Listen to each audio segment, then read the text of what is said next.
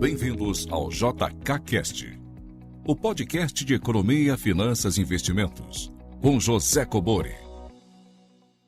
Sejam todos muito bem-vindos a mais um episódio do JKCast. Se você não é inscrito no canal, inscreva-se e ative as notificações para ser avisado sempre que eu postar um novo conteúdo. E caso você goste, não esqueça de clicar no like e fazer os seus comentários aqui abaixo. Perguntas em áudio e texto para o WhatsApp 11 95550 0005. Perguntas entre 40 segundos e 1 minuto, se identificando de onde você fala e gravando de locais silenciosos. Sem mais delongas, vamos aqui à nossa primeira pergunta. Olá, professor José Cobori, admiro muito o seu trabalho. Meu nome é Débora Serretiello, eu sou de São Paulo, capital. Trabalho na área de artes e admiro muito o seu programa porque eu consigo entender muitas coisas de maneira bem simples, já que não é da minha área. Então, a minha pergunta tem a ver com poder e cultura. A partir do momento que os países eles têm um poderio, econômico, eles geram um poder cultural. Eles impõem uma série de modos de ver a cultura, fazendo com que a deles se sobreponha aos outros países. O senhor acha que o Oriente, a partir de agora, a partir do momento que a gente começa a perder o poder exatamente dos Estados Unidos, onde a gente consome, principalmente no Brasil, toda a questão da cultura americana, do cinema, de todas as artes, as tecnologias todas ligadas à economia criativa americana. O senhor acha que passaremos a ter uma cultura voltada para a China?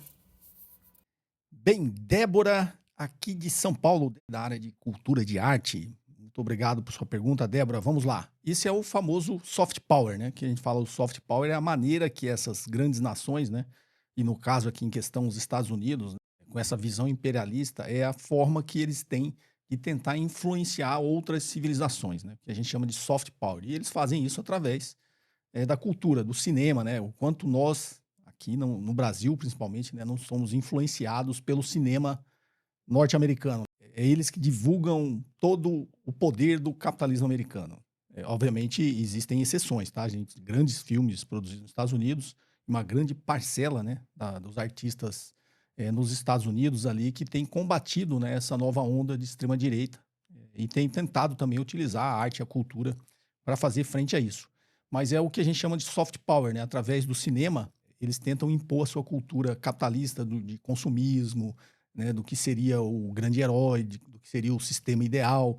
Então, isso eles acabam influenciando outras civilizações. Obviamente, existem resistência em outros países, com vários filmes também que tentam transmitir uma outra mensagem do que seria uma sociedade mais justa, uma sociedade ideal, mas é muito difícil ir contra um poder hegemônico também na área cultural, que é os Estados Unidos. Mas a gente já vê que isso tem mudado, porque existe aí um certo declínio também nesse modo de vida da civilização ocidental. Isso também é uma coisa que vem se esgarçando ao longo do tempo, isso explicitado pelo aumento da desigualdade social em todo o mundo e principalmente também em solo americano, em solo dos Estados Unidos. Existe uma grande, como eu tenho falado bastante aqui, uma grande desigualdade social e econômica. Então, a gente começa a questionar esse tipo de modelo. O que fica bastante evidente nessas ferramentas utilizadas, principalmente pela extrema-direita. Por que eles atacam tanto? E aí vem a explicação, por que eles atacam tanto a classe artística, atacam tanto a arte, atacam tanto a cultura? Porque são modos de resistência. São modos de resistência a esse avanço da extrema-direita, transmitir mensagens através da cultura, da arte, do próprio cinema, do teatro, da música. Então, esse movimento, inclusive, que a gente está vendo ali, a gente viu isso amplamente aqui no Brasil, a gente vê isso em vários países acontecendo, e está vendo isso acontecendo lá nos Estados Unidos, Por que o Donald Trump está atacando as universidades, tirando verbas, fazendo certos tipos de ataque. A Universidade de Colômbia ali teve que dispensar 180 pesquisadores, fazendo esse amplo ataque à Universidade de Harvard, faz ataques ao cinema americano, a uma classe artística ali, que faz e levanta algum tipo de resistência, né? Teve até agora, recentemente, um discurso até muito bonito, né, do Robert De Niro, num evento ali da classe artística, né, explicitando, né, essas estratégias que o Donald Trump tem de atacar a classe artística e atacar a cultura, né? Por quê? Porque são classes que têm um poder de influência também, né, e fazer resistência. Então, ao mesmo tempo que o poder instituído, né, dos Estados Unidos utiliza o cinema, utiliza a arte, utiliza a cultura para fazer esse soft power e influenciar em outras civilizações para atingir os objetivos estratégicos e geopolíticos que tem os Estados Unidos, uma própria parte dessa, né, dessa classe artística e cultural dos Estados Unidos também, né, utiliza essas ferramentas culturais para fazer resistência a esse avanço da extrema-direita nos Estados Unidos. Então, a sua pergunta, Débora, é bastante válida, até porque você é da área, né? O quanto o cinema de outros países podem começar a influenciar, né? Então, o cinema chinês, inclusive, se não me engano, uma das medidas do Donald Trump era proibir a entrada, né, de filmes chineses nos Estados Unidos. Por quê? Porque eles fazem isso com os outros países e talvez vendo essa ascensão econômica da China também sabe que, opa, se eu deixar entrar aqui o cinema chinês, né, eles também podem utilizar desse soft power, né, para tentar influenciar a nossa civilização. Mas eles sempre fizeram isso, né? Então, talvez por isso eles tenham essa preocupação. Mas até nas últimas edições aí de alguns anos para cá do Oscar, você vê que a própria classe artística dos Estados Unidos, né, através dessa figura, né, da premiação do Oscar, tem também utilizado isso para valorizar cinemas de outros países, né? A gente viu o Parasita, da Coreia, que venceu o Oscar recentemente. Era um filme claramente uma crítica, né, social e econômica. Está naquele filme Parasita, quem não assistiu, assista, é bastante bem interessante. A própria indicação e a visibilidade que demos agora para o filme, nosso filme aqui, o Ainda Estou Aqui, né, o brasileiro, que é uma crítica política e social também. No ano passado, né, teve também indicação de melhor filme internacional, aquele filme belíssimo, que chama Dias Perfeitos, né, que é do premiado e querido cineasta alemão, né, do Wim Wenders, que é um diretor, mas é um filme japonês, rodado todo no Japão, em Tóquio. Também é uma crítica não só social e econômica, mas uma crítica a esse modelo de vida que o capitalismo americano impôs ao resto das civilizações, né? Então é um filme que mostra que você pode ter um emprego simples, você pode ter uma vida simples e mesmo assim ser feliz, né? Você não precisa estar sempre influenciado por essa loucura que é o capitalismo, do consumismo, de sempre querer ter coisas melhores, ter empregos, até empregos melhores, né? Quero estar sempre ascendendo a minha carreira profissional, quero ter uma vida melhor, quero ir num restaurante melhor, quero ter um telefone melhor, quero ter Esse filme, ele deixa isso bem claro, né? O Dias Perfeitos, eu até comentei com o professor Vladimir Safatli recentemente, que eu tive lá no Critique, sobre isso, né? Quantas mensagens tem nesse filme. Então, o próprio fato de Hollywood, né, naquela premiação do Oscar, dar visibilidade para esses filmes também é um meio de resistência à utilização da arte e da cultura para meramente fins econômicos, né, e políticos de poder. Então, a classe artística e a classe cultural, né, e a cultura e a arte é uma forma de resistência a tudo que a gente vem enfrentando de degradação nas civilizações, na degradação moral, né? Na degradação de vida das sociedades. A arte e a cultura é sempre um modo de resistência, né? Então, apesar de ser utilizado como soft power para dominar as civilizações, ela também é utilizada para fazer resistência a esse avanço sobre o que é realmente ser humano, né? O que é realmente bom para a humanidade. Então, obrigado pela pergunta, Débora. Essa seria a minha posição. Eu acho que o cinema do resto do mundo cabe a nós também valorizar, né? A gente parar de valorizar só o que é cinema dos Estados Unidos. A gente vê que existe arte, e muitas vezes arte até muito mais refinada em outros países. Mas todos nós temos que ter senso crítico, né? Quando o filme está sendo utilizado para nos influenciar e nos tornar seres humanos melhores, e quando ele está sendo utilizado justamente para nos manipular e acreditar nesse sistema falido que aí está, que só gera desigualdade econômica e social. Espero ter correspondido às suas expectativas, Débora. Um forte abraço. Vamos aqui à próxima pergunta. Olá, professor Cobori. Aqui é a Nicole, de São Paulo. Observadora de mim mesma. No podcast com o Vilela, você mencionou que se preocupa com os rumos da humanidade. Você acredita que com essa decadência do capitalismo também esteja ocorrendo uma decadência da sociedade e que a gente já tenha passado o auge e que estejamos em decadência? Eu tenho a sensação que a humanidade tem evoluído muito materialmente e tecnologicamente, mas moralmente a gente tem meio que retrocedido. Para você também essa percepção? Um abraço. Oi, Nicole, aqui de São Paulo também. É mais ou menos isso que a gente estava falando na pergunta anterior, né, Nicole? Que a Débora nos fez aqui, sendo ela do ramo da arte e da cultura, como que a arte e a cultura é utilizada, né? Então, realmente, a humanidade, principalmente sobre esse modelo criado pelo capitalismo ocidental, o quanto eles têm nos degradado moralmente, né? Moralmente no sentido de... Moralmente e eticamente, né? Moralmente no sentido de se valorizar, né? Esse modelo que está se valoriza muito mais o individualismo e não o espírito de comunidade, o espírito de sociedade, como você diz. Quando a gente diz o conceito, a sociedade está em decadência, a sociedade, o próprio nome diz, é um corpo social, é harmonia social. Então, a sociedade está em decadência porque a gente tem valorizado nesse modelo muito mais o individualismo, a meritocracia. O que é a meritocracia? É dizer que você cada vez mais colocar a responsabilidade, né, no mérito individual de que as pessoas só ascendem se elas tiverem esforço, esquecendo que meritocracia é diferente de mérito, né? A cultura da meritocracia você chega onde você quiser, basta apenas o seu esforço. A gente sabe que não, porque ninguém parte do mesmo patamar de igualdade, né? Uma sociedade amplamente desigual como nós temos, a tendência é você perpetuar essas desigualdades, né? Não existem condições e oportunidades iguais para todo mundo. Então, se você já nasceu numa posição de desigualdade, como é o caso da maioria, 90% da população já nasce numa situação de ampla desigualdade, a tendência é que essa desigualdade se perpetue, né? Se você deixar o sistema exatamente funcionando como está, essas desigualdades vão se perpetuar. Então, o cara que nasceu lá herdeiro, nasceu numa família super rica, a tendência é que ele vai continuar sendo super rico, inclusive não fazendo nada.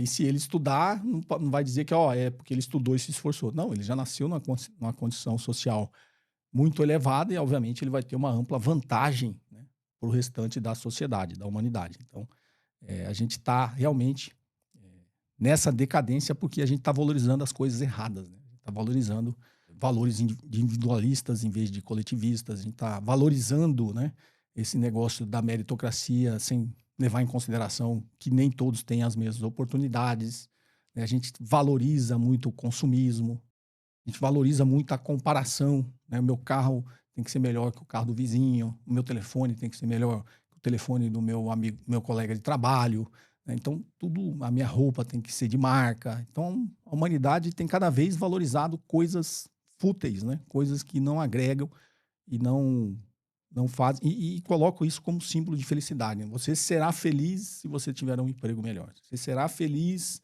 se você tiver um carro melhor. Você será feliz se a sua casa for melhor. Você será mais feliz. Então, tudo ligado a bens materiais, né? Então, como eu estava falando na pergunta anterior, né? E volto a falar, assistam o filme Dias Perfeitos, que a gente consegue se conectar com realmente o que será que é necário para você ser feliz, né? Você pode ser feliz também tendo uma vida simples, né? Desde que você seja ético, né? Você tendo uma vida simples, independe da sua posição social, desde que você, obviamente, tenha condições de ter acesso a uma vida confortável e sustentável, né? Você pode ser feliz lendo um livro, você pode ser feliz tirando foto, você pode ser feliz escutando música. Não vou dar spoiler, mas vocês vão assistir o filme. Você pode ser feliz com coisas simples, e aí, novamente, com a conexão da pergunta anterior, né? Você pode ser feliz com coisas simples ligadas aí à arte e à cultura, né? Música, fotografia, leitura. Você pode ser feliz com muito menos, né, do que essa cultura capitalista impõe, que seria necessário para ser feliz. Ok? Nicole, espero ter correspondido também aqui a sua pergunta. Vamos aqui, então, à próxima. Olá, professor Cobori, tudo bem? Meu nome é Larissa e falo do Rio de Janeiro. Eu gostaria de indicação de material para entender melhor a ascensão americana pós-Segunda Guerra Mundial e, concomitantemente, a chinesa. Aprendo muito com o seu canal e quero me aprofundar, mas sou leiga em economia Então, eu estou buscando materiais mais compreensíveis para não economistas. Eu quero entender melhor essa geopolítica que o senhor sempre comenta, isto é, a ascensão econômica dos Estados Unidos, a imposição do neoliberalismo e como a China se desviou disso e hoje é a potência que é. Poderia me ajudar? Já agradeço. Pode ser em português ou em inglês, sem problemas. Vamos lá então, Larissa do Rio de Janeiro. Larissa, o que você lê como não sendo não economista? Tem livros que eles vão ter assim, uma carga um pouquinho mais teórica de economia, mas eu não acho difícil de entender não, tá? Mas para ter... Primeiro, obrigado, né, por acompanhar o canal, para você ter essa visão. Eu tento ligar muito, como eu digo sempre no início dos meus vídeos, eu tento ligar não só a economia política, mas um modelo econômico para ele funcionar, você depende da sociedade, né? Você depende de uma série de fatores que não estão ligados só à economia. A economia é uma ciência social, mas existem várias outras ciências, né, que você tem que entender também para saber por que alguns modelos dão certo, outros modelos não dão, como alguns vão para frente, como outros não vão, e talvez acho que o que tenha chamado a sua atenção é que eu tenho falado sobre a ascensão da China, sobre uma outra visão também, que muito pouca gente fala, que é sobre a visão da filosofia. Então, o que eu recomendaria para você entender, bom, a ascensão dos Estados Unidos é bastante óbvia, até porque ela era hegemônica, né? Todo mundo só estudava isso. Né? E a curiosidade agora é estudar como a China se desvencilhou disso tudo. E como outras civilizações poderiam utilizar o exemplo, né, que a China tem demonstrado até pelo seu sucesso econômico, que poderia ser viável para outras civilizações. Mas para estudar a ascensão nos Estados Unidos, eu sempre cito alguns eventos que são chaves. Então, você faz as suas pesquisas sobre o acordo de Bretton Woods, que foi o acordo feito no pós-guerra, né? Terminou a Segunda Guerra Mundial, fizeram um acordo chamado de Bretton Woods, onde foi uma série de acordos para reconstruir o mundo, né? Então, o mundo estava destruído, Japão e Alemanha completamente destruídos no final da Segunda Guerra, até porque eles foram os derrotados, né? Mas quase toda a Europa destruída, porque a Europa estava no meio dessa guerra. Então a Europa também estava toda destruída, né? Os Estados Unidos, como estavam no continente americano, né, ele participou da guerra, mas sem, digamos, baixas materiais em território americano, né, em território dos Estados Unidos. Então ele participou de longe, com todo o seu poderio, né, e sua força econômica, que já era evidente, né, naquele momento, e não sofreu, né, ataques em que destruíssem a sua base industrial, destruíssem seu território, e impusessem ali perdas, inclusive, de vidas humanas em território dos Estados Unidos. Né? Então, os Estados Unidos, ao terminar a Segunda Guerra Mundial, ele estava numa situação de muita vantagem. Quem ganhou a Segunda Guerra Mundial foi, se fosse citar duas potências, foi os Estados Unidos e a Rússia, né? E a União Soviética, só que a União Soviética também ali em territórios que estavam ali no meio, no centro da guerra, também foi amplamente destruída. Então, os Estados Unidos estavam numa vantagem incomensurável, né? Porque, além de ter sido o vencedor da guerra, era já uma grande economia, ele não tinha sofrido baixas materiais em territórios americanos. E aí ele impôs esse modelo de Bretton Woods, não só com o objetivo de, digamos, nobre, vamos ajudar a reconstruir, não, porque como uma grande economia, uma grande potência, ele precisava. O que uma empresa precisa? De cliente, né? Se você destruiu 70% dos seus clientes, você vai ter só 30% para você vender. Então, os Estados Unidos, como grande potência, ele precisava reconstruir o mundo até para que o mundo ele pudesse usufruir dessa base reconstruída para continuar crescendo a sua economia. Então, o acordo de Bretton Woods ele tinha também, obviamente, como principal objetivo era a reconstrução das economias, a reconstrução desse mundo para que os Estados Unidos pudessem, enquanto potência econômica, continuar crescendo. Né? Uma potência que está crescendo, ele precisa de clientes para vender. Então, tinha esse objetivo maior por trás. Né? Obviamente, tinha outros motivos geopolíticos, como eu explico. Né? Ele precisava reconstruir o Japão, porque o Japão foi destruído. Ele precisava reconstruir o Japão para que aqui o Japão fosse, né, não só uma base ali de consumidores, mas era um contraponto geopolítico na Ásia, em que ele queria combater. Quando eles venceram o Japão, até a própria vitória sobre o Japão impôs, né, essa derrota sobre o Japão na Segunda Guerra Mundial. Obviamente, o Japão imperialista estava invadindo naquele momento também a China. Ao ser derrotado, o Japão precisou se retirar da China, e ao se retirar da China, voltou a Guerra Civil na China, e quem venceu a Guerra Civil foi a Revolução Comunista. Então, iniciou-se imediatamente após a Segunda Guerra o início da Guerra Fria, que era capitalismo versus socialismo, né? Era o Império Americano contra a União Soviética. As duas potências que venceram a guerra, teoricamente, eles dividiram o mundo no meio, né? Por isso a Alemanha foi dividida no meio, a Alemanha Ocidental e a Alemanha Oriental, né? Uma sob influência dos Estados Unidos, a outra sob influência da União Soviética, e começou a Guerra Fria, que era nada mais essa guerra entre Estados Unidos e União Soviética, para provar qual modelo sairia vencedor, se era o capitalista ou o socialista, o comunista. E aí, obviamente, também tinha esse objetivo geopolítico na Ásia, que era fortalecer o Japão para fazer esse contraponto, né, com o eventual crescimento do modelo chinês, onde a Guerra Civil havia sido ganha pela Revolução Comunista. Então, também tinha esse objetivo geopolítico. Então, o Acordo de Bretton Woods foi justamente isso, reconstruir essas economias destruídas. Tanto deu certo que até 1971, né, durante os 30 anos, foi o maior período de bem-estar, né, na humanidade, onde o Japão se tornou a maior potência industrial da Ásia, a Alemanha se tornou a maior potência industrial da Europa, e aí acabou o Acordo de Bretton Woods, porque os Estados Unidos falaram, opa, essa brincadeira aí, agora eles ficaram muito fortes, né? O Japão já ia ultrapassar, inclusive, os Estados Unidos como potência econômica, sendo a maior potência econômica do mundo. E aí veio o Acordo de Plaza, né, que fez com que 4 nações que foram reconstruídas no pós-guerra, essas 4 nações, foi imposta a elas no Acordo de Plaza que elas sobrevalorizassem a sua moeda para elas deixarem de ter competitividade nas suas exportações. Foram elas o Japão, a Alemanha, o Reino Unido e a França, né? Então, o Reino Unido e a França também, totalmente destruída durante a Segunda Guerra, foram reconstruídas. Quando essas 4 economias começaram a ficar fortes, os Estados Unidos foi lá e, opa, agora não, vamos voltar atrás, né? Nessas regras aí já não tão boas assim para mim. Aí veio o Acordo de Plaza, que fez exatamente essas 4 nações frearem o seu crescimento econômico. Desde então, essas nações sofrem com essas regras do Acordo de Plaza.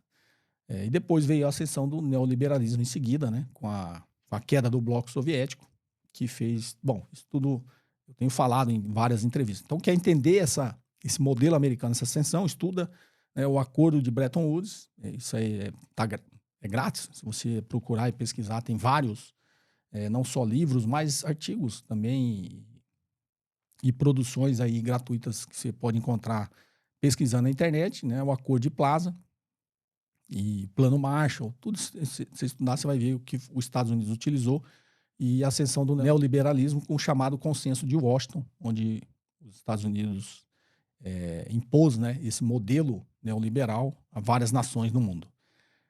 Quer entender a ascensão da China? Vários e vários livros. Eu recomendaria você ler 3, que já vai te dar uma boa ideia. Um do professor Elias Jabbour, brasileiro, com orgulho nosso, que escreveu A China, o Socialismo do Século XXI. Um excelente livro que você pode entender. Leia uma de uma economista chinesa que chama Ken Yu-jin. Ela é uma chinesa que foi estudar nos Estados Unidos, lá o equivalente ao ensino médio, depois se graduou e pós-graduou em economia em Harvard e dá aula na London School of Economics.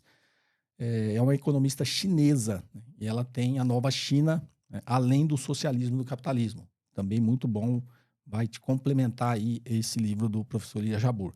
E quer entender como a economia chinesa, né, se desvencilhou desse modelo neoliberal? Leia o livro agora de uma economista alemã, Isabella Weber, que chama Como a China Escapou da Terapia de Choque, né? Terapia de choque que ela fala aí é o modelo neoliberal. Então, esses 3 livros já vai te dar uma boa ideia dessa ascensão da economia chinesa, né?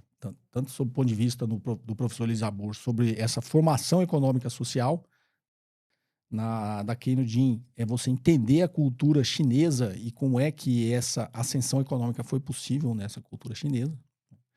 E uma muito mais técnica da Isabella Weber você entender como a China realmente enfrentou esse modelo neoliberal e conseguiu sobreviver, não só sobreviver no modelo neoliberal, aproveitar o modelo neoliberal e crescer. Que chama Como a China Escapou da Terapia de Choque. Um livro excelente também, que faz você entender aí, um pouco mais técnico, do seu ponto de vista da economia, como isso foi possível, né? Mas leia livros de filosofia também. Quer entender bastante a China, leia livros sobre os Analectos de Confúcio, né? Leia bastante sobre confucionismo e taoísmo. Entenda também filosofia oriental para você entender como é que é possível, né? 1,4 bilhão de pessoas, que é a população chinesa, ter essa unidade, ter essa harmonia social que permite com que o Partido Comunista Chinês lidere o país nesses planos de longo prazo que foram implementados e que têm mostrado tendo sucesso ao longo desse tempo. Então, minha recomendação seria essa. Espero ter te ajudado, Larissa. Forte abraço. Vamos aqui, então, à última pergunta. Olá, professor José Cobori. A mais recente crise nos Estados Unidos e os ataques mútuos entre o presidente Donald Trump e o bilionário Elon Musk, com acusações graves de que o presidente participava das orgias sexuais do caso Epstein. Na sua opinião, qual será o desfecho dessa briga? Obrigado por todos os conhecimentos compartilhados. Carlos Magno, Florianópolis, Santa Catarina. Esse Carlos, é o assunto do momento, né? Essa briga entre o Donald Trump e o Elon Musk. Qual será o desfecho? Eu não tenho a menor ideia qual será o desfecho dessa briga. Mas não querendo ser clichê, essa briga entre o Donald Trump e o Elon Musk, eu estou torcendo pela briga, né? Mas eu falo não querendo ser clichê, mas a lógica disso é porque eu estou torcendo pela briga? Porque essa briga está expondo, né, essa hipocrisia da extrema-direita, essa hipocrisia desse discurso, né, da Deus, pátria e família. Isso é uma hipocrisia. Qual dos dois você acha que estão pensando na pátria?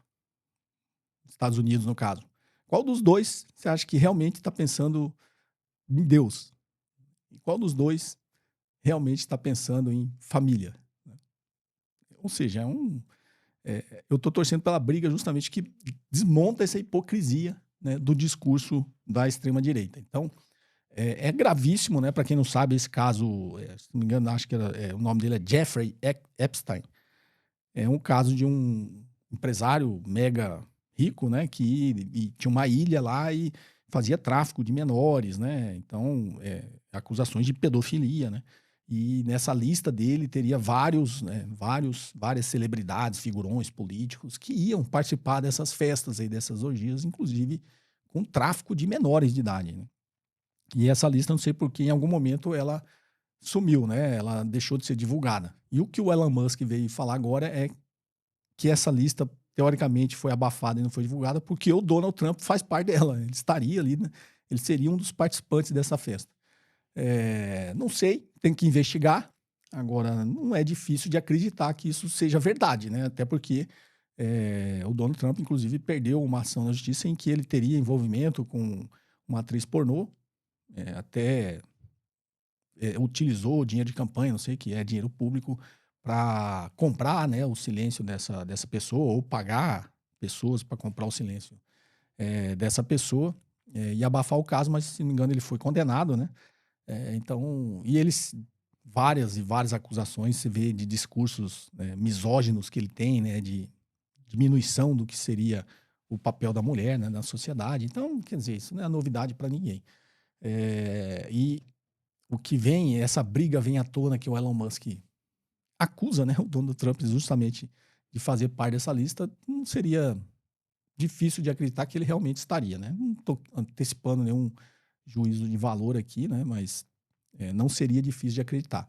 Mas, novamente, estou torcendo pela briga porque eles demonstram aí o Donald Trump acusa, né? Aí agora o Elon Musk diz que vai cortar todos os contratos bilionários, né, das empresas do Elon Musk, o próprio Elon Musk dizendo que vai tirar a SpaceX do negócio, mas também desmonta essa hipocrisia, né, do gênio, né, o gênio empresarial do Elon Musk, que é bilionário, porque ele tem os seus méritos, e desmonta que, na realidade, ele tem contratos bilionários, né, com o governo americano que permitem com que ele seja bilionário.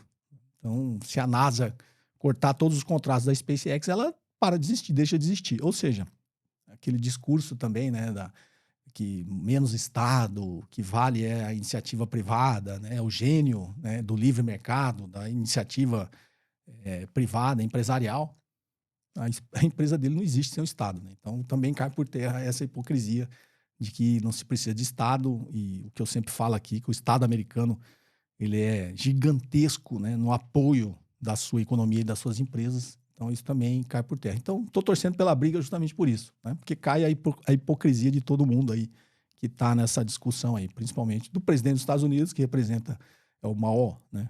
É o homem mais poderoso do mundo, né? E do outro lado, o homem mais rico do mundo.